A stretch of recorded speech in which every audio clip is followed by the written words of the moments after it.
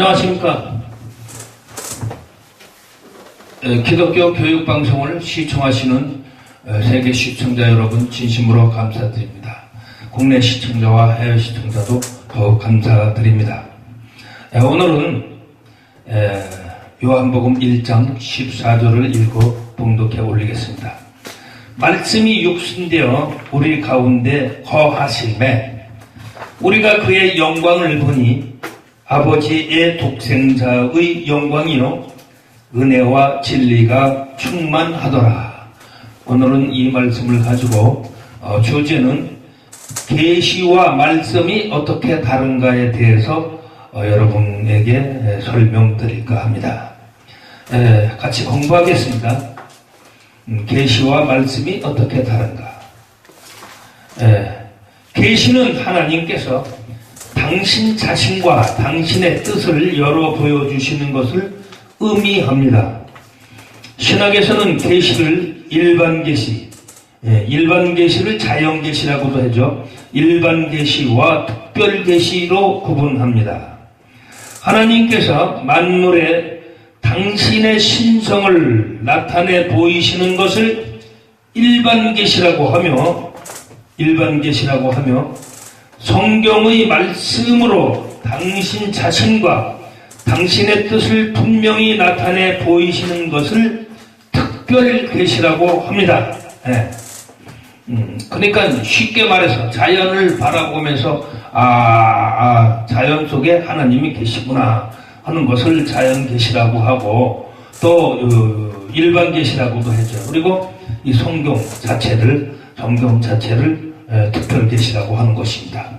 또 신학에서 일반적으로 계시는 말씀이라는 개념보다는 넓은 것으로 이해합니다. 하나님께서 당신을 말씀으로 알리시는 것도 계시이고 자연 만물과 다른 매체를 통해서 알리시는 것도 계시입니다. 첫 번째, 믿는 사람은 자연 계시를 깨닫고 인식을 합니다. 하나님의 말씀을 믿는 이는 하나님의 영광을 선포하고 궁창이 그의 손으로 하신 일을 나타내는 것을 시편 19편 1절에 하늘이 하나님의 영광을 선포하고 궁창이 그의 손으로 하신 일을 나타내는도다. 이와 같이 이것을 깨닫습니다. 다 보고 또 자연 계시를 인식합니다. 그래서 믿는 사람들은 이 자연을 바라보면서 하나님한테 감사드립니다. 하나님이 이렇게 꽃도 아름답게 만들고 바람도 주시고 새도 주시고 이게 향기도 주시고 정말 나무도 주시고 산도 주시고 물도 주시고 너무너무 아름답구나. 이런 거 다 하나님이 이렇게 만들었을 때 정말 우리를 위해서, 인간을 위해서 또 만드셨구나. 우리를 세상에 또 보내주셔서 지금 세상에서, 지구에서 살고 누리게 해주셨구나. 너무너무 감사하면서 자연 계시를 깨닫고 또 인식하면서 하나님께 늘 감사하면서 살아갈 수 있는 게 믿는 사람들의 태도죠. 그러나 두 번째, 믿지 않는 사람들은 자연 계시를 잘 인식하지 못합니다. 자연 계시를 인식하지 못하는데 로마서 1장 19절에서 23절을 보면 이는 하나님을 알만한 것이 그들 속에 보임이라. 하나님께서 이를 그들에게 보이셨느니라. 창세로부터 그의 보이지 아니하는 것들 곧 그의 영원하신 능력과 신성이 그가 만드신 만물에 분명히 보여 알려졌나니 그러므로 그들이 핑계하지 못할지니라. 또 하나님을 알되 하나님을 영화롭게 아니하며 감사하지도 아니하고 오히려 그 생각이 허망하여지며 미련한 마음이 어두워졌나니 스스로 지혜 있다 하나 어리석게 돼서 썩어지지 아니하는 하나님의 영광을 썩어질 사람과 새와 짐승과 기어다니는 동물 모양의 우상으로 바꾸었느니라. 이처럼 믿지 않는 사람은 우주 만물을 보아도 감동이 없습니다. 혹 있다 하더라도 창조주의 존재를 막연히 느낄 뿐이고 또 항상 부정합니다. 네. 하나님이 계신다면 나타나봐라 이래요. 안 믿는 사람도. 네.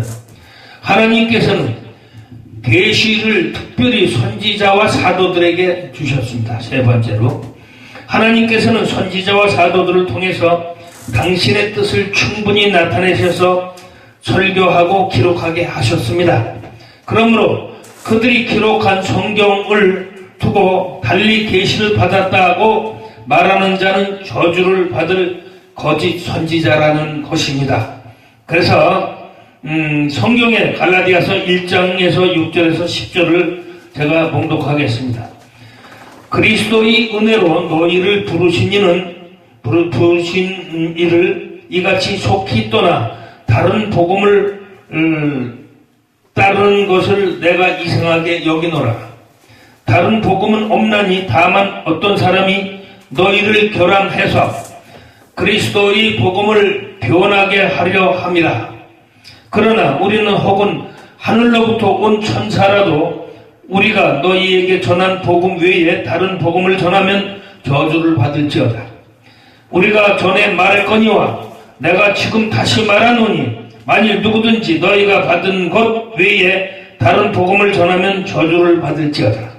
이제 내가 사람들에게 좋게 하랴, 하나님께 좋게 하랴, 사람들에게 기쁨을 구하랴. 내가 지금까지 사람들의 기쁨을 구하였다면 그리스도의 종이 아니니라. 그랬습니다.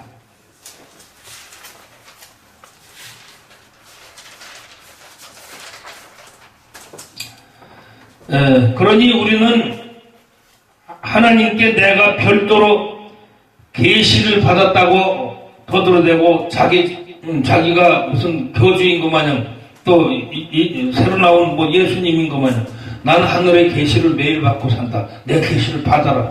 이런 사람들은요, 사이비의 근원이라고 보시면 맞습니다. 네 번째로 계시와 말씀이 다른 점은 계시와 말씀은 달리 구분이 되는데 말은 인격적인 의사를 소통입니다. 성경에서 보면 말씀은 또한 인격입니다. 디모데후 후서 3장 17절에서 3장 15절에서 17절을 나중에 봉독하겠습니다. 성경에서 보면 말씀은 또한 인격이라는 것입니다. 또 예수 그리스도가 하나님이시라는 것입니다. 본문 또 요한 1서 14장을 한 번 더 읽어보면은 말씀이 육신되어 우리 가운데 거하시며 우리가 그의 영광을 보니 아버지의 독생자의 영광이요 은혜와 진리가 충만하더라 했습니다. 네. 그래서 그렇다면 말씀은 계시의 원천입니다. 말씀이 계심으로 계시가 있는 것입니다. 말씀은 실체요 인격이며 예수를 뜻하기도 합니다. 계시는 말씀 드러내시며 또 예수님을 드러내는 행위라고도 볼 수가 있는 것입니다. 하나님의 계시를 통해서 우리가 인식하는 것은 하나님의 말씀이며 또 예수 그리스도는 말씀하시는 하나님이라고 말씀드리고 싶습니다. 성자께서는 사람의 육을 입고 역사 안에 들어오셔서 직접 사람들에게 하나님과 하나님 나라를 구체적으로 말씀하시고 드러내며 소개하였던 것입니다. 또 기적을 행사하시고 죽은 자도 살리시고 또 사단도 쫓아내시고 또 나 환자도 낫게 하시고 또 빵의 기적을 일으키고 무리도 걷고 이렇게 직접적으로 나타내셔서 모든 걸 소개했지만 그러나 오늘날 직접 계시하신 예수께서는 부활 승천하시고 또 보좌에 계시기 때문에 우리들 눈앞에는 자연 계시와 말씀 계시만이 있을 뿐입니다. 이제 자연 계시와 말씀 계시와의 관계를 살펴보면서 계시의 통일성을 알아볼까 합니다. 네. 그러니까 자연 계시와 말씀 계시, 즉 과학과 신학이 어떻게 다르냐 하는 것을 다섯 번째로 말씀드리면 하나님께서 창조하신 자연, 우주와 만물이 하나님의 계시라면 자연에 스며 있는 질서를 정리해 놓은 자연과학도 분명히 하나님의 계시인 것입니다. 한편 성경 말씀이 하나님 계시라면 하나님 말씀을 잘 정리해 놓은 신학도 하나님의 계시임이 틀림없다는 것입니다. 그렇다면 과학과 신학은 다같이 유일하신 하나님의 계시이므로 계시와 계시 사이에 모순이 있을 수는 없습니다. 따라서 과학과 신학은 별개가 아니라 통일된 하나님의 계시가 되어야 할 만한 것입니다.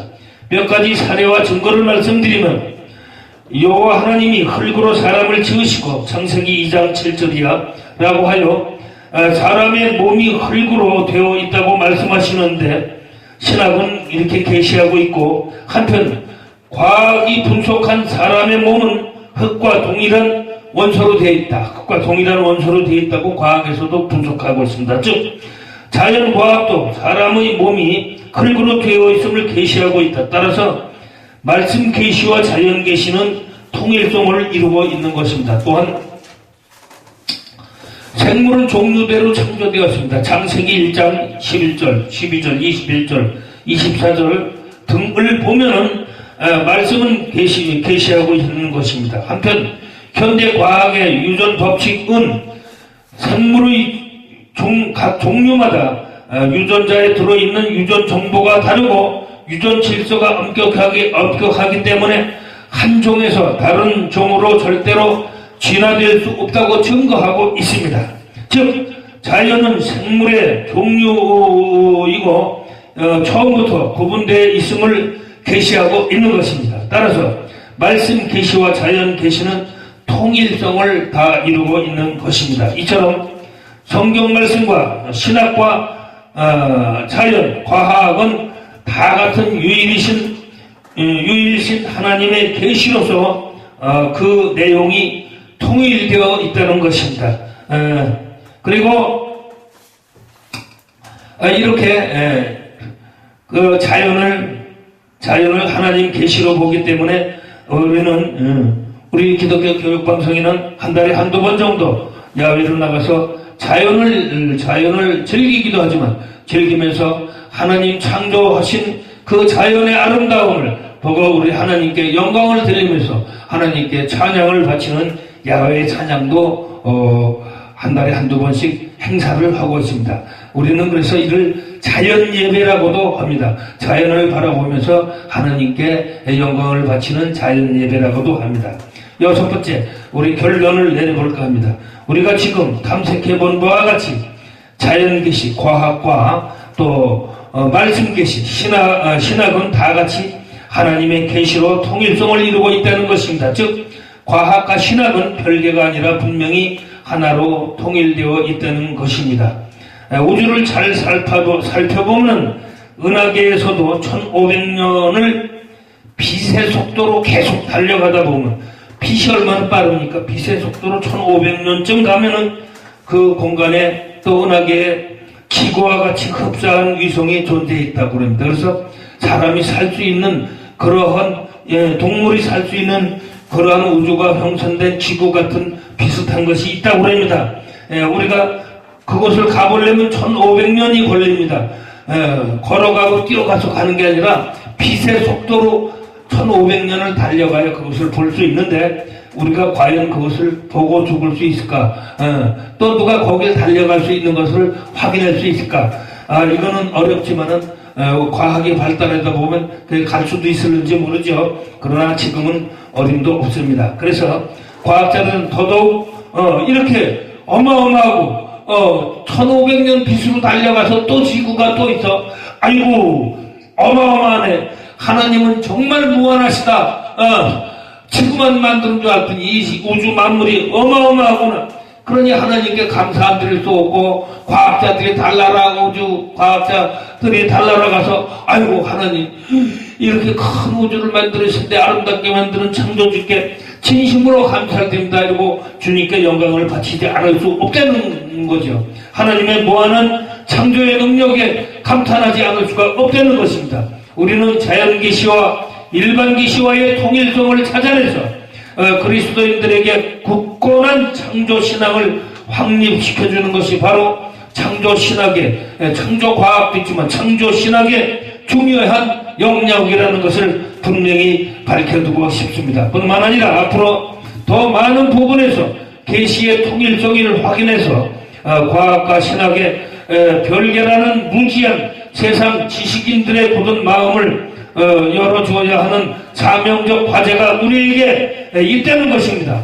우리 창조신학도들도 어깨 위에 십자가처럼 그들을 회유시켜서 또 통일성을 잘 설명해서 그들이 부정적으로 있는 것을 긍정적으로 돌려놓을 수 있는 그러한 사명이 있다는 것을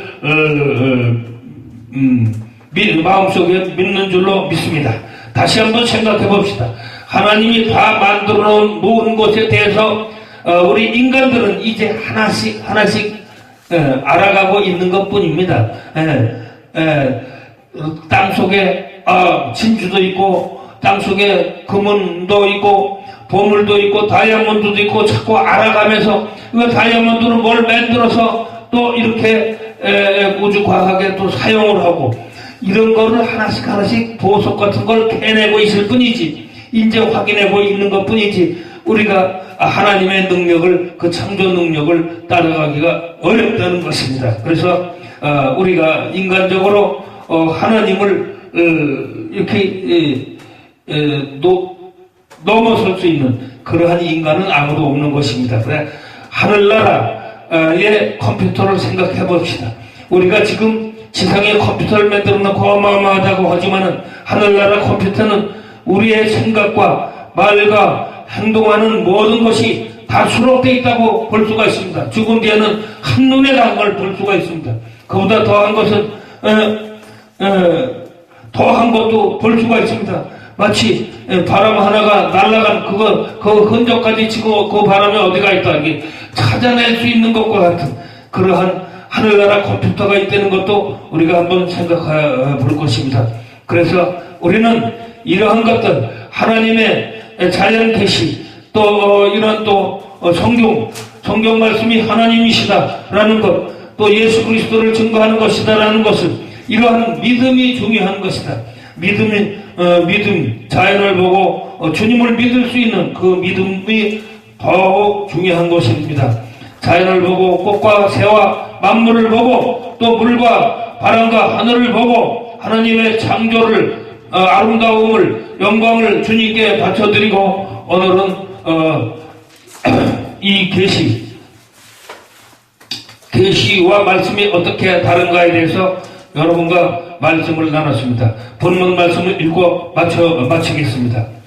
요한복음 1장 14절입니다. 말씀이 육신되어 우리 가운데 거하심에 우리가 그의 영광을 보니 아버지 독생자의 영광이요 은혜와 진리가 충만하더라. 아멘. 감사합니다.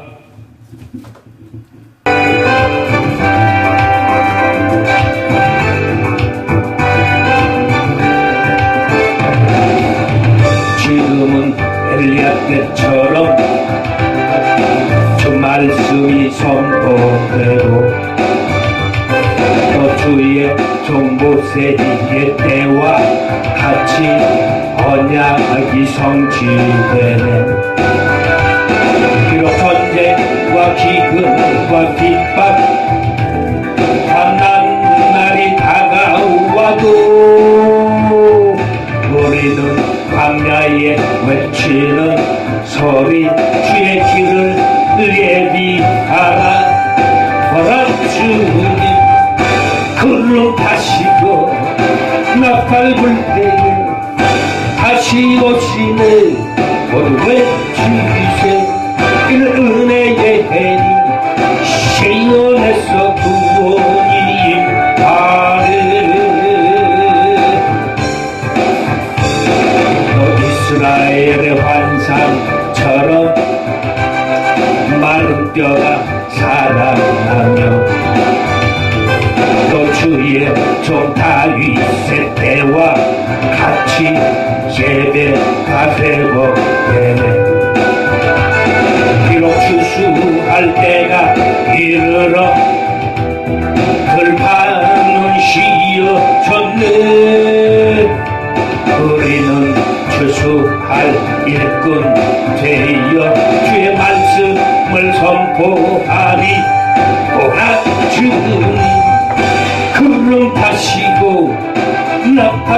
때에 다시 오시네 모두의 주이세 이는 은혜의 해 시온에서 구원이 임하네 난 주님 그는 다시고 나팔 부대에 다시 오시네 모두의 주이세 이는 은혜의 해 시온에서 구원이 임하네 허나 주님 그는 다시고 나팔 부대에 다시 오시네